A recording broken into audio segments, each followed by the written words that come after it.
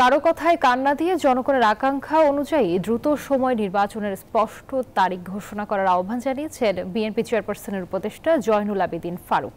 শুক্রবার সকালে জাতীয় প্রেস ক্লাবে নির্বাচনী রোডম্যাপ ও জন আকাঙ্ক্ষা নিয়ে আয়োজিত আলোচনায় এমন মন্তব্য করেন তিনি।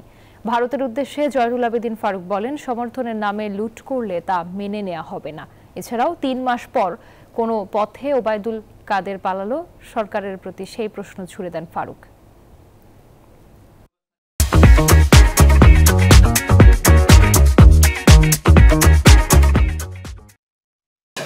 ডক্টর ইউনূস সরকার বাংলাদেশে কখন, কোন সময়, কোন দিন নির্বাচন দিবেন?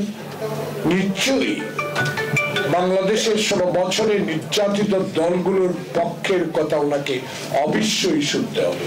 সরকারের দায়িত্ব প্রাপ্ত হয়ে অনুগ্রহ করে এমন কথা বলার প্রয়োজন নেই যেই কথায় এই মুগ্ধ খোকনের রক্তের বিনিময়ে অর্জিত এই দ্বিতীয় স্বাধীনতাকে কলঙ্ক করে।